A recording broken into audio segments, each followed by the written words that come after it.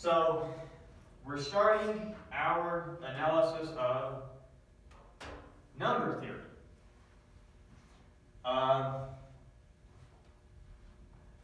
We're going to be, in this chapter, we're pretty much just going to be working with the integers.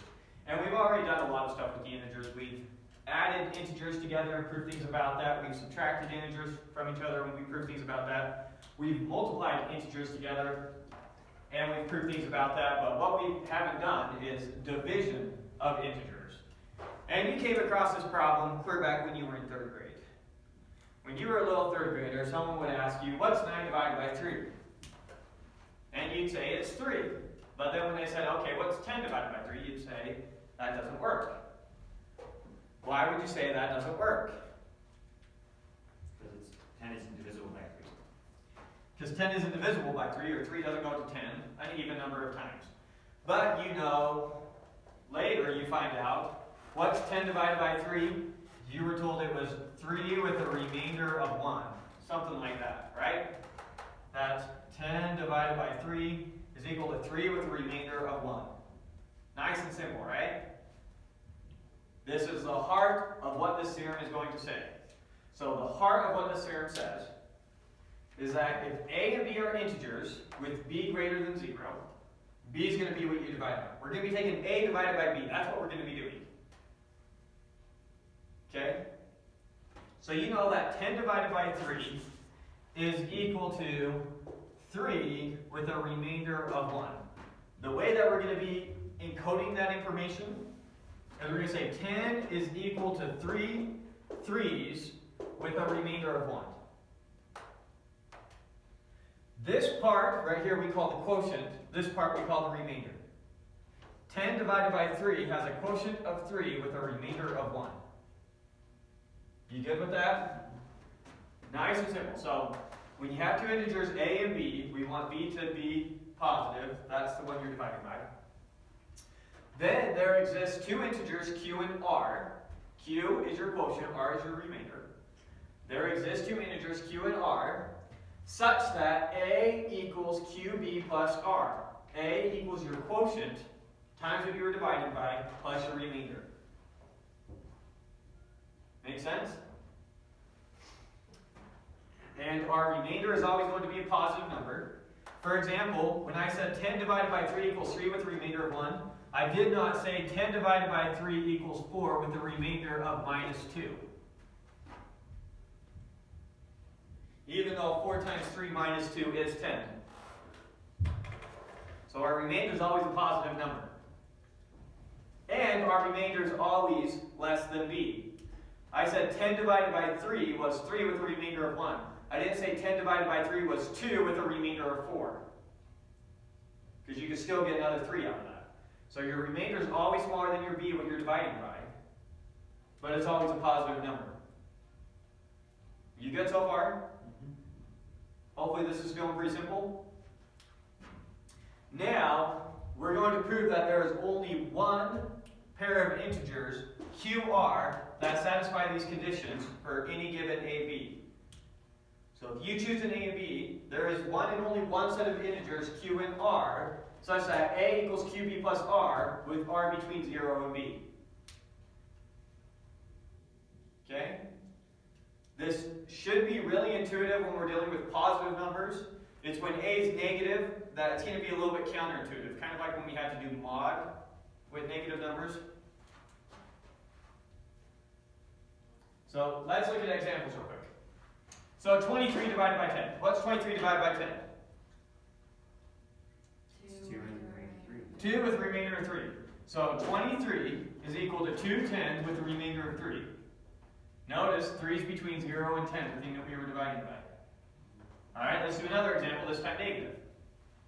What's negative 15 divided by 6? Negative 3 plus 3. See, you naturally might want to have done negative 2 with a remainder of negative 3, right? Yeah. But this number always has to be positive. So this number, your quotient is always one higher than what you naturally want to say. You've got to overcompensate in the negative and then come back at a positive. So you're overshooting your number and then adding something to get to it. Does that make sense? Mhm. So that's where it's going to be a little counterintuitive, but hopefully with the positive numbers, it just makes perfect sense. Even with the negative numbers makes sense. It makes sense when I say it, but when you go to do it, it might trip you up at first. So that's the big gotcha. With the negative numbers, your quotient is always one, I said higher before, one lower than what you expect. If you expect -2, it's -3. Alright, one more example. If A equals 55 and B equals 9, 55 divided by 9 gives us 6 with a remainder of 1.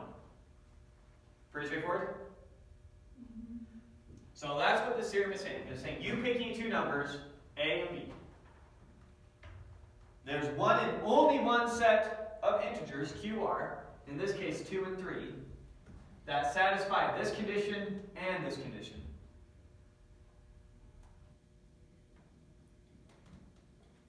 Okay. Notice if we got rid of this condition, then now there's an infinite number of integers. If I get rid of this condition, I could have done 2 and 3. I could have done 1 and 13. I could have done 0 and 23. So when I require 0 less than or equal to my remainder, what was my remainder in this case? 3, less than 10, that is what is forcing me to only have one and only one pair of integers that satisfy this. Does that make sense?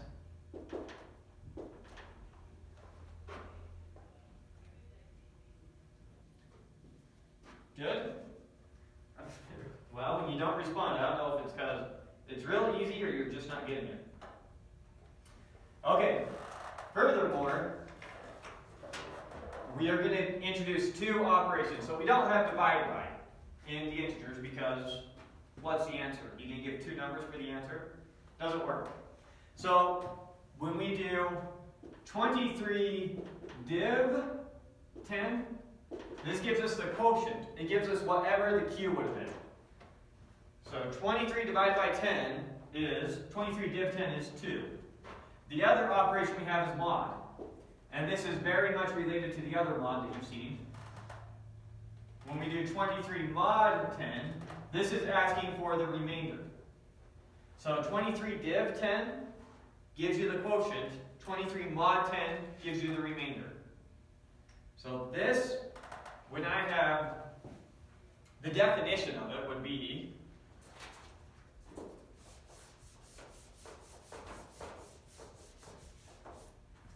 when I have A equal to QB plus R, satisfying all these conditions, the definition of A div B is Q, and the definition of A mod B is R, when you write it this way. And notice, since there's one and only one pair of integers Q and R that satisfy that, then these are well defined. These don't give you multiple answers. Good? Okay. So, I'll write up a bunch of equations, you'll shout out the answer, and then we'll go back and do the proofs.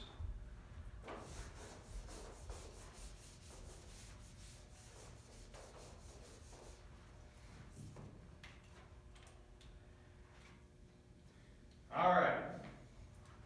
What is 11 div 3? 3? 11 divided by 3 is 3? Oh, yeah, it is. Nice.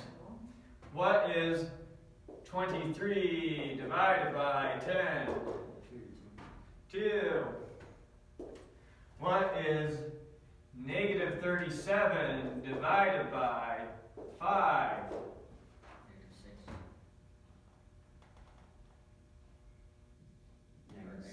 Negative 8. What is it? Because R would be 3, you get negative 8. Negative 8. Are you really going to stick with that? Remember when it's negative. You're right. Negative 8. Right? You naturally want to say negative 7. Yeah.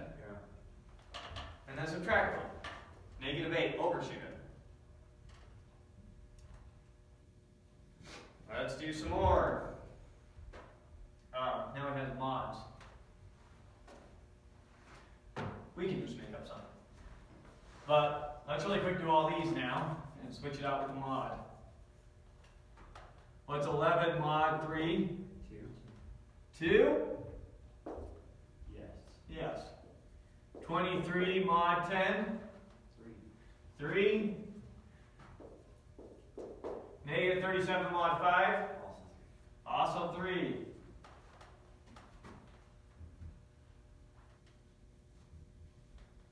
More? Oh, I got it. You got it? Easy peasy. Easy peasy. That's what I like to hear. Okay, so that's the definition of div and mod.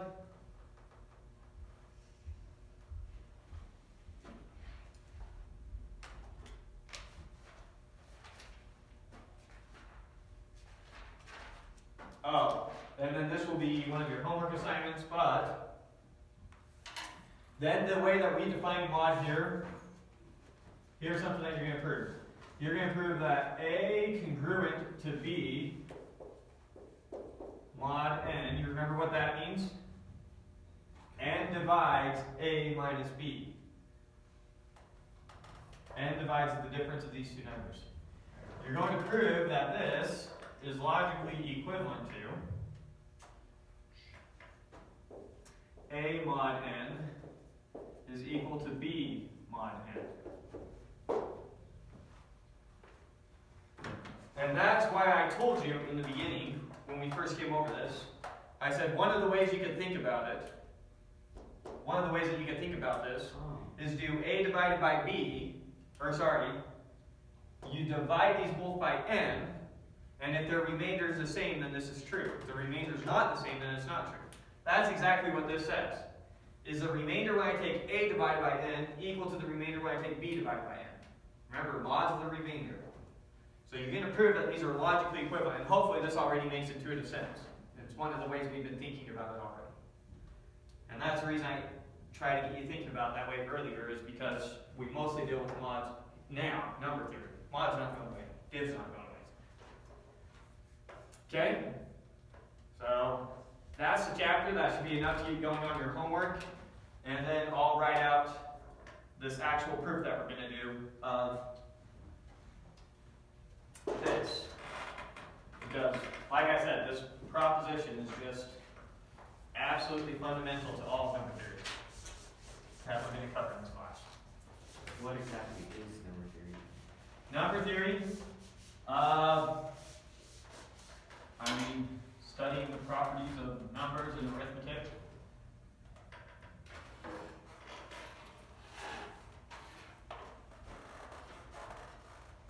Like, the beginning of number theory is arithmetic.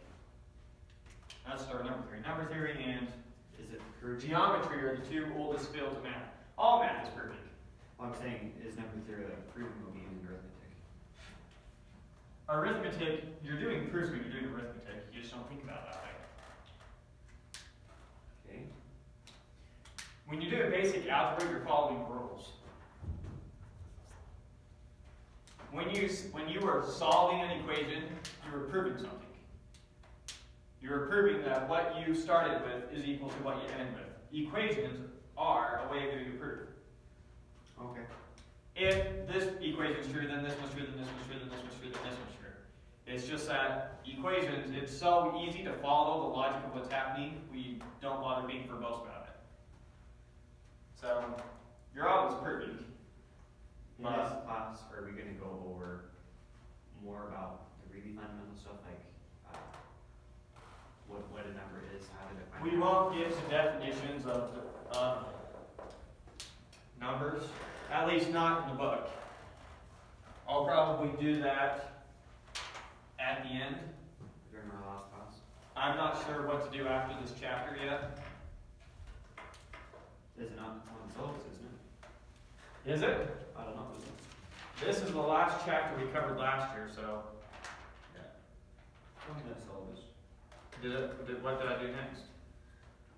Chapter 6, we got chapter 7, and then keeps going, chapter 8. Chapter 8 next? What's chapter 8?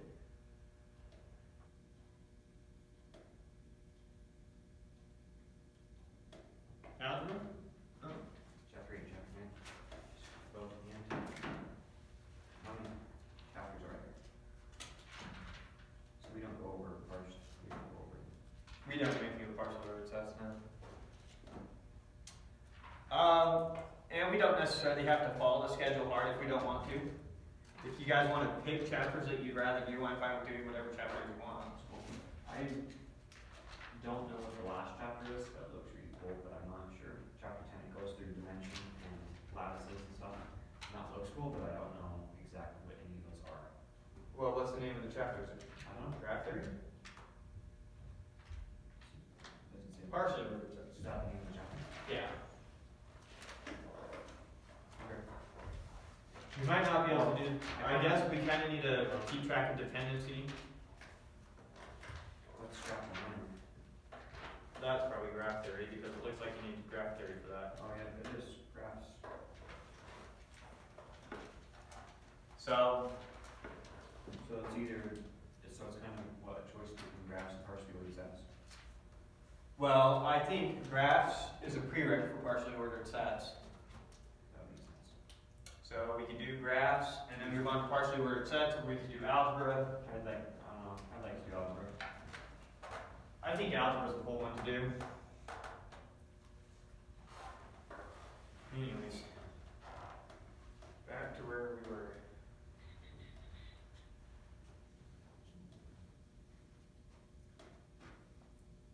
What class do you take that goes into those sorts of things, like defining numbers in sets? Like the natural numbers?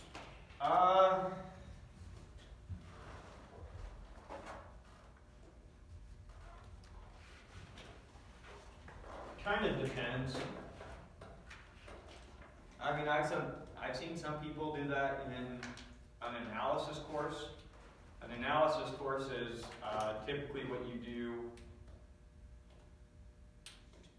What you typically do in analysis is prove calculus. So I've seen it there. I've seen it as part of a logic course.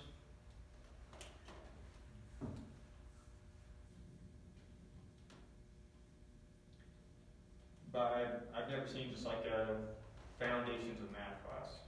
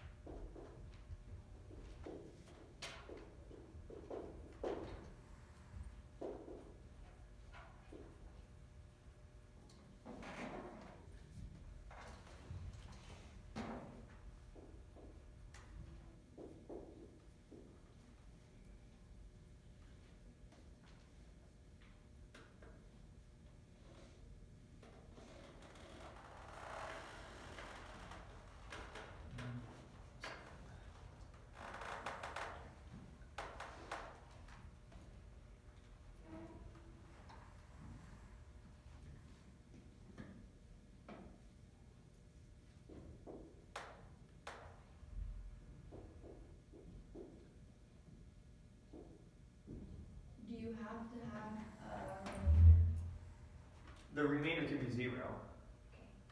It just has to be less than b and greater than or equal to 0. Right?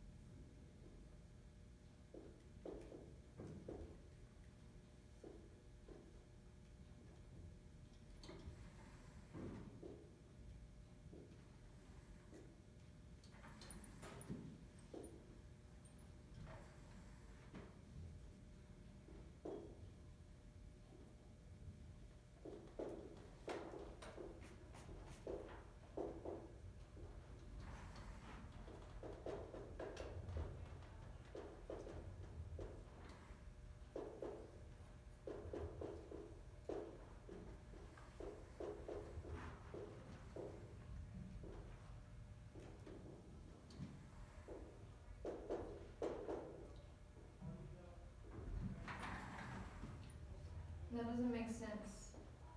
A is 0. A is 0. A is 0, B is 3. Sure. So what is that supposed to be? What are your Q and R? Such that A is equal to QB So plus is it R. 1 and negative 3? Or negative 1 and 3? Negative 1 and 3. So your A is 0, right? And your B was 3. It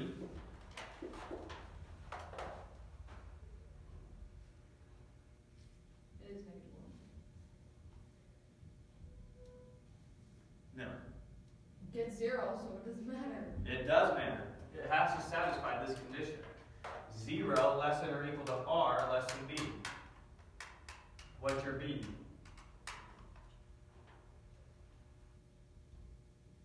Can be less than or equal to. No, it has to be less than. Otherwise, 10 divided by 5 could equal 1 with a remainder of 5.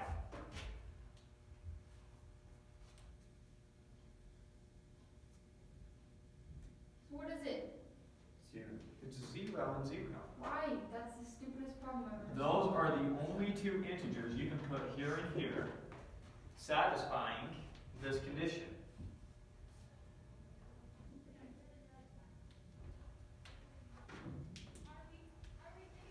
I mean, it's well defined. There's always one and only one set of integers at work.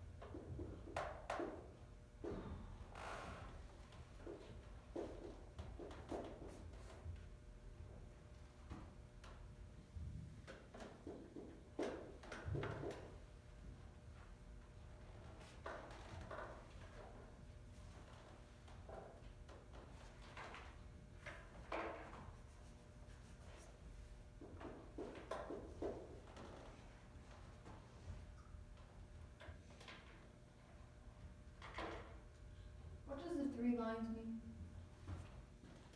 Congruent, module congruent. So the definition of this is n divides a minus b. Remember, it's a statement, it's not an equation. So you can't modify it. Well, it just means this exactly, Okay. is what I mean by that. Oh, okay, yeah. Right.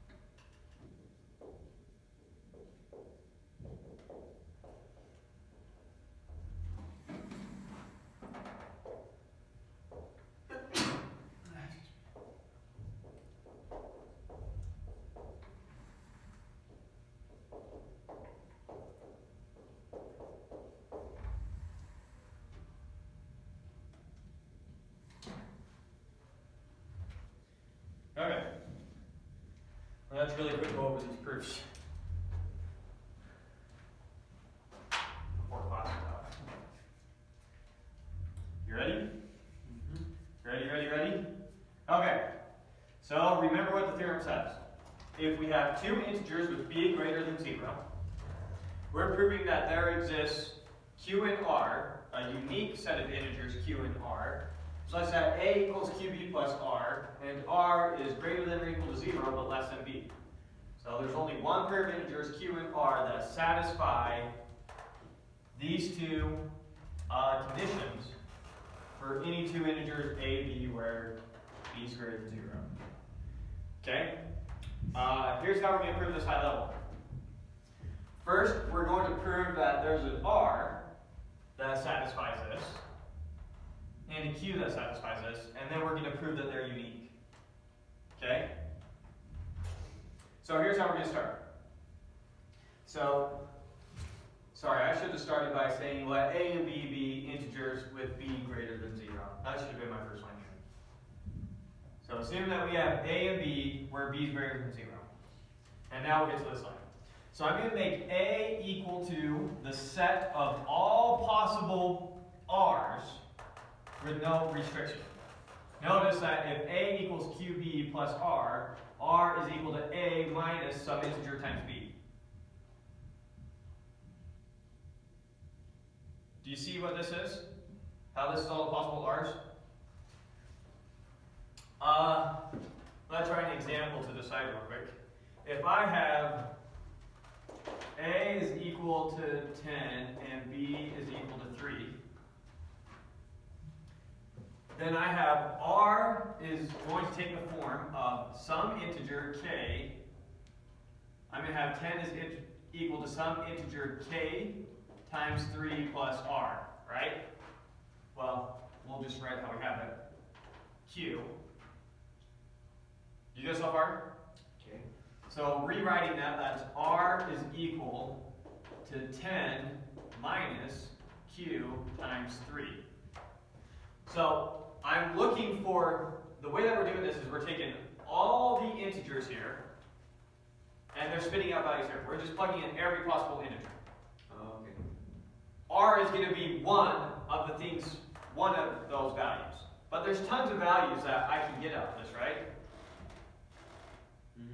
If I plug in 0 for q, this comes out 7. If I plug in 1 for q, if I plug in 0 for q, this comes out 10. 1 for q, this comes out 7. 2 for q, this comes out 4. 3 for q, this comes out 1. Right. 4 for q, this comes out -2. So this right here is the set of all the differences we get here when we plug in different integers for q. Okay. That's all this is. And r is going to be one of those. That's what I'm going to work my way up to. Now notice, r is going to be associated with the integer that makes this as small as possible without making it less than 0. So we know in this case r should be what? 1, right? The remainder in this case should be 1. Right? So that's going to be when this is 3. So when I plug in 0, that doesn't give me my r. When I plug in 1, that doesn't give me my r. When I plug in 2, that doesn't give me my r. When I plug in 3, it does. When I plug in 4, it doesn't. When I plug in 5, it doesn't. But when I plug in 4 or 5, this now becomes negative. Right. So r is going to be associated with the smallest value here that we can get without getting in the negatives. Does that make sense? Okay. It's like we're starting with 10, and we keep taking away multiples of 3, but we don't want to get into the negatives to figure out what our remainder is. It's like if I say, what's 10 divided by 3, what's the remainder? And you keep counting down by 3. Take away 1 3, no, that didn't work. Take away 2 3s, no, that didn't work. Take away 3 3s. Okay, now we got the remainder. That's essentially what we're going to do. So, we're making A the set of all those differences, and we know that R is going to be one of those. R equal to A minus QB is what we're looking for. So a particular K value is going to give us the R that we're looking for. Good so far? Now, we want R to be greater than 0. So I don't want to be able to plug in like 5 up here. When I plug in 5, that's going to give me a negative number. Right. So if I take this A and I intersect it with the natural numbers, I'm now left with just 0 or positive numbers. So now, all the elements in B are greater than or equal to 0. You good? So in other words, if I were to plug in 5 here, that's no longer in B. That would have been in A, but it's not in B. B, we got rid of all the results that were going to make this negative. Right. All the kids that you can plug in that make that negative. So now we just have ones that make it 0 or bigger. And the reason we did that, because we know we want R to be greater than or equal to 0. Basically, I didn't say R is the least element of the sink. That's why I made it define it to be. Good? So that's where we're going with this. So let B be the intersection of this thing with the natural numbers. So we need to show that B is not empty. And then if we can show that B is not empty by the well-ordering principle, it has the least element, we'll define that to be R. So we're proving by smallest counterexample? Is that what we're going to do later? We're not Is proving that by, where we're finding an R and a Q. What I'm saying is that where you're headed with this? No, I'm just trying to find, so there's two numbers, A and B, are just two numbers. I'm trying to find an R and a Q that satisfy this and this simultaneously. So I define this set, which satisfies this. Oh, right. I define this set, which satisfies this part. And then I'm going to show that the least element in B also satisfies that part. That's where I'm going with it. Okay. Okay? So, first thing we want to do is show that B is not empty. And then we can take its least element and we'll define that to be R. So we have two cases. Either A is a positive, either A is greater than or equal to 0, or it's less than 0. Right? The number you chose. If A is greater than or equal to 0, then the number A itself is in B. So the set B is not empty. In other words, if I choose 0 for Q here, that just gives me 10, which is just A. And that's always going to be in this set. It's in this set, but it's also in this set since it's positive. Choose 0 for K. If A is positive, choosing 0 for K means that little a is in big A, right? And since little a is in big A, and since little a is greater than or equal to 0, then little a is also in B. So if A is positive, then A is in this set B. Little a is in this set B. You with me so far? Now we need to show that if A is negative, there's still something in B. So if A is negative, then there exists some integer K prime such that K prime is less than A, right? For any negative number you pick, no matter how small, if you pick negative 10,000, I can always find an integer smaller than that integer, right? So K prime here is an integer smaller than A. In other words, 10,001 could be a possible K, right? So, if A is less than 0, then there exists some integer K prime, so that K prime is less than A. And since B is greater than 0 and it's an integer, then K prime times B is definitely less than A. For example, if B was 3, B can only be positive integers, right? Yeah. B is at least 1, if not more. If negative 10,001 is less than 10,000, then negative 10,001 times a positive integer is going to be less than 10,000. Right. This is always going to be a way smaller number. Not always a way smaller number, but if this is less than A, then this is less than A. You with me here? Okay. And then, if this is way less than A, then A minus this is going to be positive.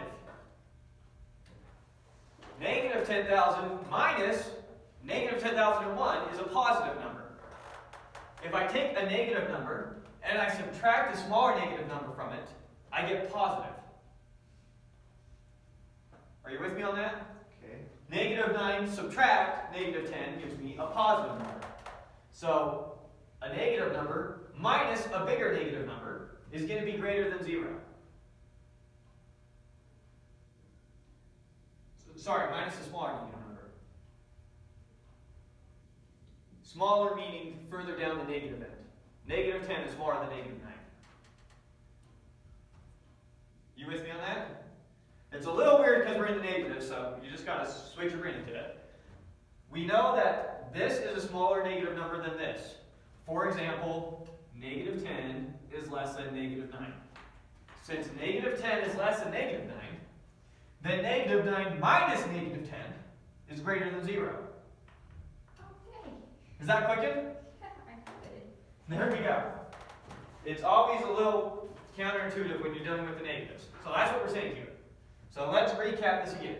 If a is less than 0, a is a negative number. I can always find a smaller negative number, a more negative number than a. If a is negative 9, I can pick negative 10. I can always find an integer, k prime, that's less than a. Why did you choose K prime? I don't know. K prime, Yeah, why did you do that? because it's just a particular k. K up here is iterating through all the integers. I'm saying that there's going to be a k, a particular k, Okay. that makes this positive, is what I'm getting at. I'm basically saying no matter if a is positive or negative, I can always find the k that makes this whole thing positive. That's all I'm saying. Okay. So, if, huh? I think I need to go and make sure I understand more about what the set A is, because I think that's where I'm getting lost. Okay, what is A? A, so we're starting with the number you're dividing, and we're minusing multiples of what you're dividing by.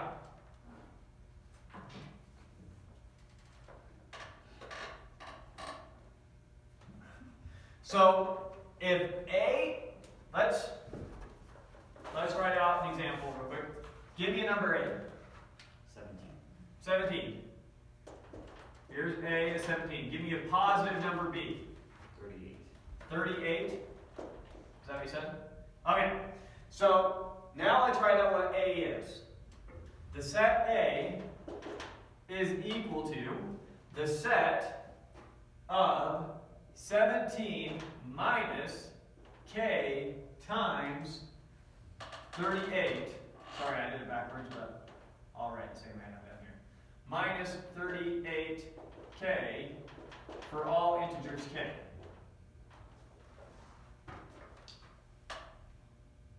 All right. So- there's only one K that satisfies that. Well, no, this is an infinite set. Let's write some of the elements in here. If K is negative 1, Oh. so dot, dot, dot, when K is negative 1, what do we get? 55. When K is 0, we get 17. And then when K is 1, we get negative 21, right? Right. So A is an infinite set. Now, right here, we're intersecting A with the natural numbers to get rid of all the negatives. So now this is B. You with me? Mm-hmm. And now I'm showing that B is never empty. If A is positive, then your number A is always going to be in B. If A was negative, if this was negative, then I can subtract a massive negative number away from it to make it positive, is what I'm saying. So that's what we're saying here. If A is less than 0, then I can always find an integer, k prime, smaller than A. And if k prime is less than A, then k prime times B is less than A, because B is always a positive number. And then, if this number is smaller than this number, and they're both negative, then this minus this is positive. If A is greater than k prime times B, then this minus this is positive. That's the definition of greater than. If A is greater than this, then this minus this is positive. That's what we're saying here. Therefore, this thing, whatever that k prime is, that k prime makes us a minus b times k prime is in b. Okay. So there is something in there. Is all we were getting at. You good with Does that? that mean there's an infinite number of things in there? Well, we happen to know that there's an infinite number of things in there based off of just our intuition thinking about this. But all we showed here is that there's at least one element in there. That's all we've done. And that's all we need to do. We don't need more information than that. Okay. But yeah, it does turn out that there's always going to be an infinite number of elements in there, as, I mean, our example makes obviously clear, right? Okay. So B is not empty. There's always at least one positive number in A, in other words. There's always at least one positive number in A. So B is not empty, because B is A intersected with the natural numbers. Okay, so why did we make this at A in the first place? We are now going to define R. R, by definition, is going to be the least element in B. See, we know that R has to take this form. R has to satisfy this condition. How do we know that? Oh, right there, okay. Right there. So we know R needs to satisfy this. So we're looking at all the ways to satisfy this, and we're picking the smallest one. So why do we choose? This satisfied it, but this also satisfied it. We're going to pick this to be R. Why do we say K instead of Q? Because we have Q up there already. Q is going to be a particular integer. K is any integer. This is representing an infinite set. Q is going to be a particular K.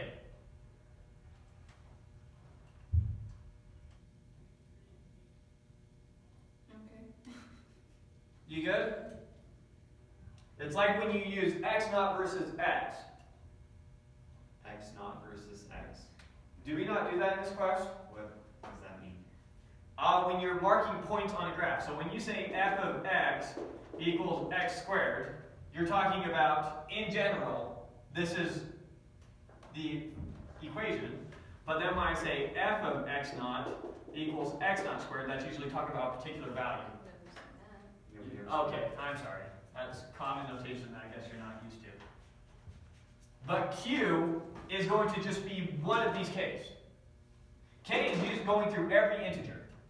Not a integer, it's every integer. We're looping through every integer and plugging it in here. You pick an A and a B, we're looping through all the integers, and we're getting an infinite set. Okay. Good? Yeah, I understand what the set is. I'm sure I'll get to why we're using it. Intersect the set with the natural numbers. Gives us only the positive elements. Right. We're going to define R to be the least element in there. And then if we make R 17, what does that make Q equal to? 0. It was the value of K that gave me 17.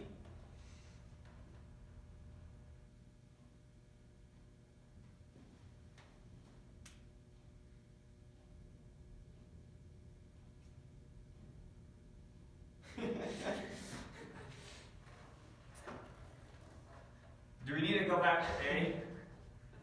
A looked like this.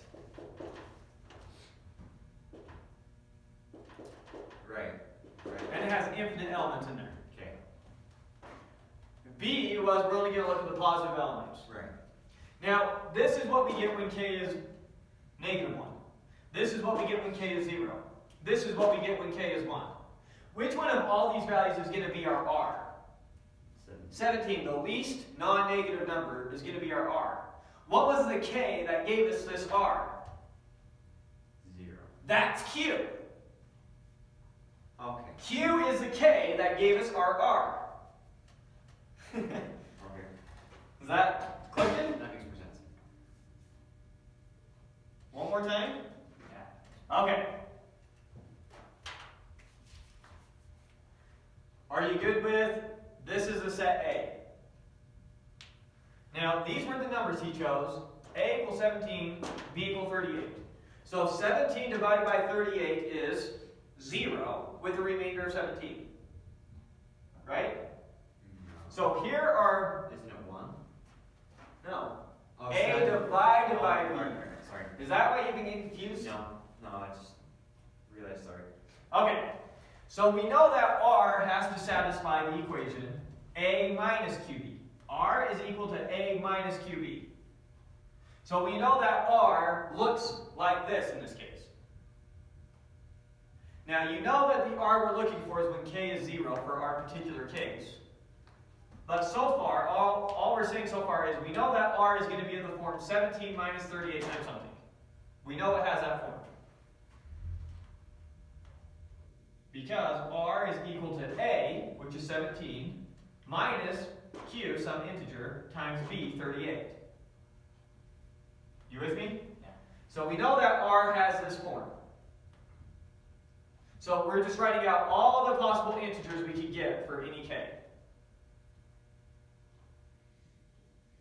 Now, our particular R that we're looking for, it turns out, is going to be the least the least non-negative element in A, which is 17. And what is the K that gave us 17? 0. That's Q. So Q is 0, R 17, which is exactly what you expect. 17 divided by 38 is 0, Q, 0, with a remainder, R, of 17. Good? Alright. So from the top, A is equal to A minus BK for all integers K. We know that R has to have this form. It has to be A minus some multiple of K. Right?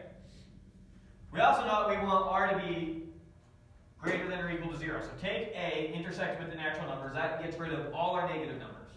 So now we only have positive numbers. So B is all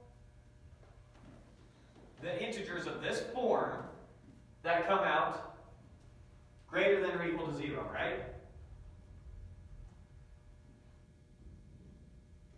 All the integers of this form that are greater than or equal to 0. Now, we have two cases. Either our A is greater than or equal to 0, or our A is less than 0. In this case, A was greater than or equal to 0, was 17. So we said in the case where A is greater than or equal to 0, then A is always going to be in B. Notice, 17 was in A, and obviously 17 is going to be in B. If I get rid of all the negative numbers, I still have 17. So 17, or so A is always in B. So B is not empty if A is greater than or equal to 0. If A is less than 0, then I can always find a smaller integer K than A. And since B is positive, K prime, I can always find an integer K prime less than A. And since B is positive, K prime times B is less than A. And what does it mean for K prime times B to be less than A? That means this minus this has to be positive. If A is bigger than this, then A minus that has to be a positive number. So, A minus that has to be a positive number. So, this is of the form A minus B times an integer. So, it's in the set A, and it's greater than 0. So, it's in the set B. So, once again, if A is less than 0, B is not empty. So all we were doing so far is saying that no matter what, B is not empty. Good with that? Okay. Now, since B is a set of integers, because we intersected it with since B is a set of natural numbers, because we intersected it with the natural numbers, and it's not empty, then by the well-ordering principle, there exists a least element of B. We're going to call it R. R is the smallest thing in B. So up here, this was A. When we get rid of all the negative numbers, we're left with B. And we're saying R is the smallest thing in there. Okay? So that gets us R. Since R is in B, then there must have been some integer Q that when you plug in, you get R. In this case, it was 0. 0 is the integer you plug in for K to get our R. So since R is in B, there must have been some Q that you plugged in so that A minus QB gave you R. And there's our Q. You good? Okay.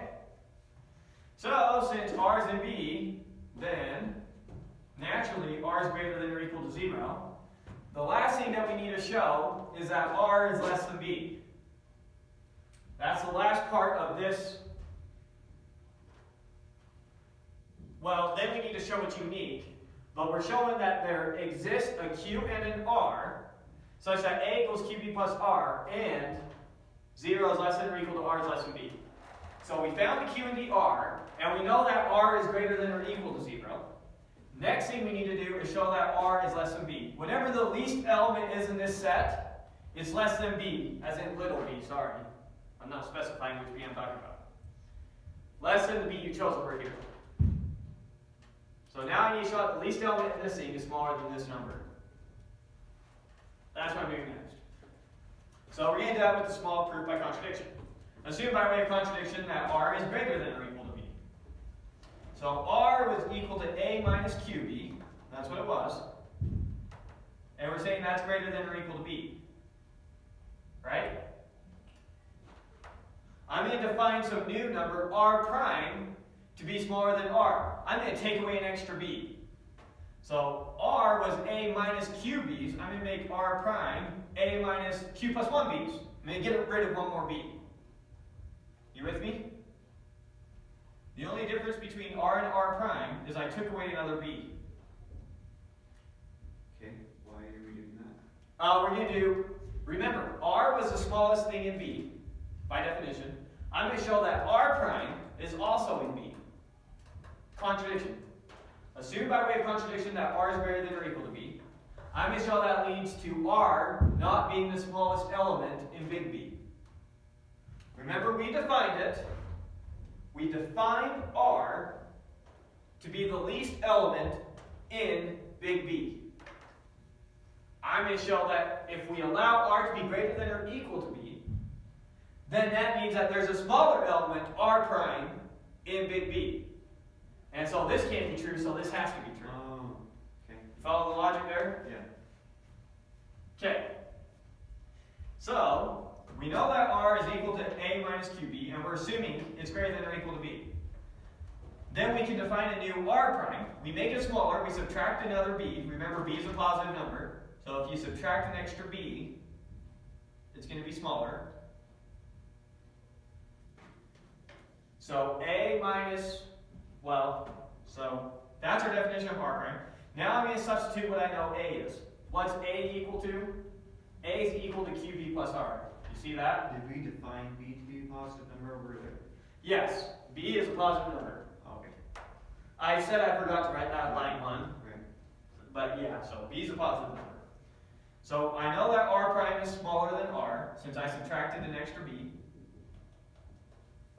Right? And now I'm going to find out what, and I'm going to show that this, well, you'll see what I'm doing.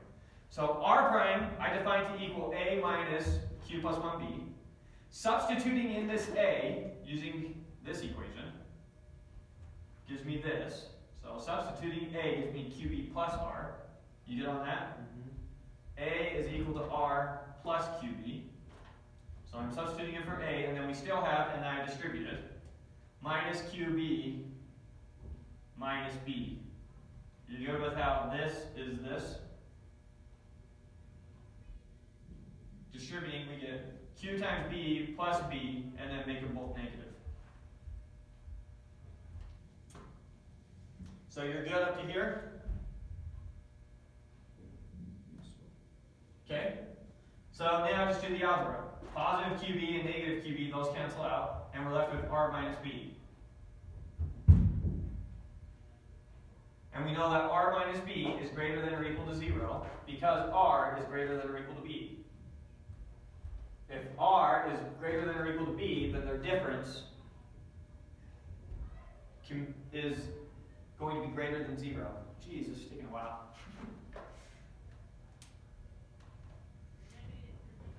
You good with this? Okay. So then we have R prime is less than R, and R prime is in B. Because R prime, which is equal to all this, is greater than or equal to 0.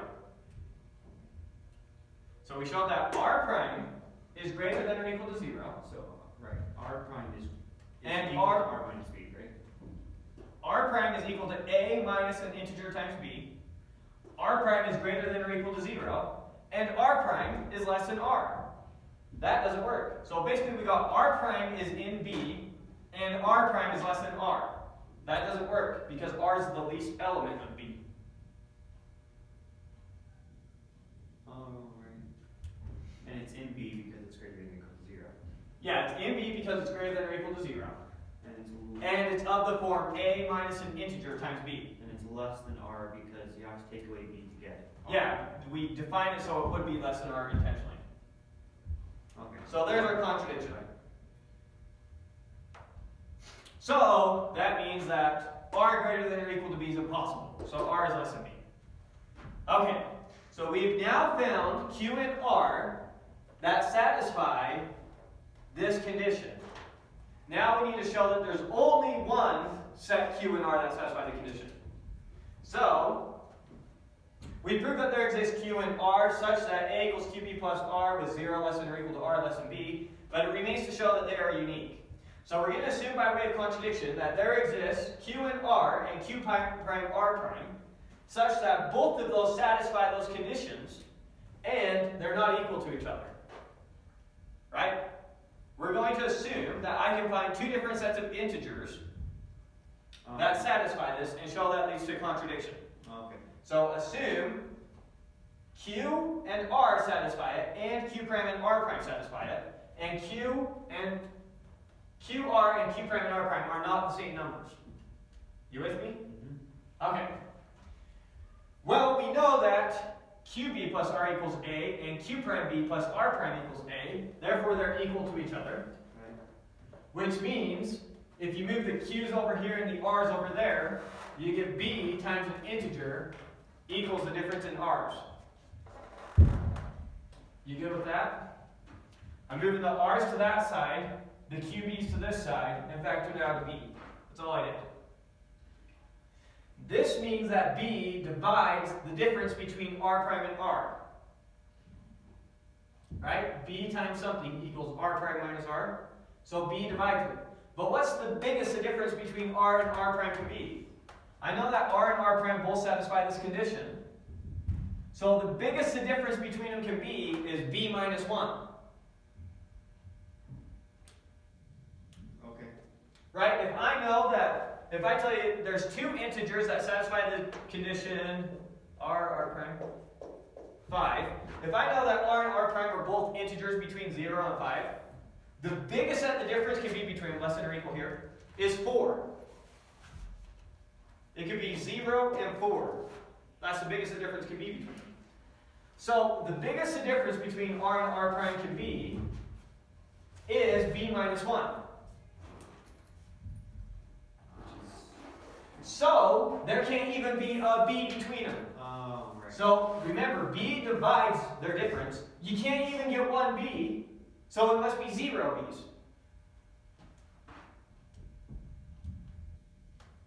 Okay. Does that make sense? This is the biggest their difference can be. We know that B divides their difference.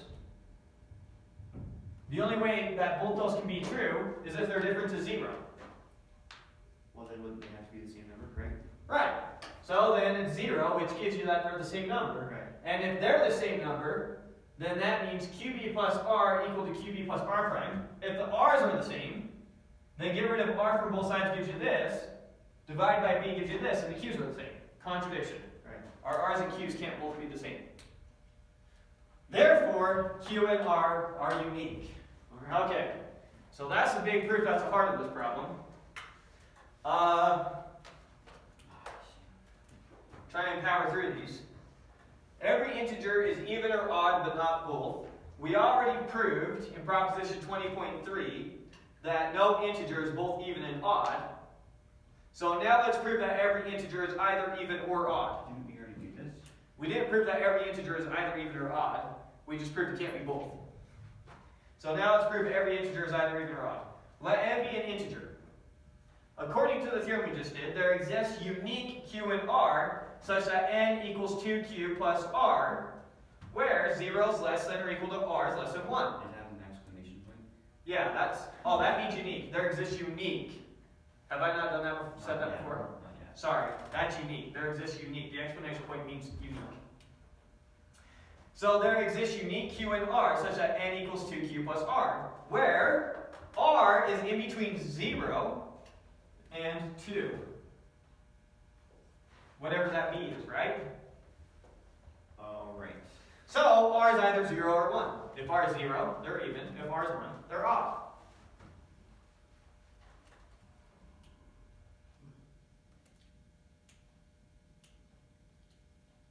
Wait. So n equals 2q plus r. That's showing. Basically, any integer you give me, I can divide it by 2. And it's going to give me a quotient in the remainder, where the remainder is in between 0 and 2. Okay. So the remainder can only be 0 or 1. If it's 0, then n equals 2 times an integer, even. If it's 1, n equals 2 times an integer plus 1, odd. Okay. Right? Right. And then these last proofs, this will probably help you with the proof that you need to do. Two integers are congruent modulo 2 if and only if they are both even or odd. So, prove that if they're congruent mod 2, then that means that they're both even or they're both odd, and then vice versa. So let A and B be integers such that they're congruent mod 2. What does that mean? That means 2n is equal to a minus b. It means 2 divides a minus b, or there exists an integer n such that 2n equals a minus b. Right. Good? A is either even or odd, according to this. Every integer is either even or odd.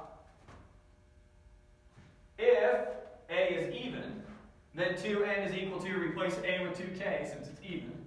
2n is equal to 2k minus b gives b equal to 2k minus 2n gives 2 times an integer. So now b is even. If a is even, b is even. Similarly, if a is odd, 2n equals 2k plus 1 minus b. Solve for b, you get an odd number. And you can finish looking through that proof, but let's get going. Sorry, kept you guys a bit long. That whole proof's written out in the book. Didn't realize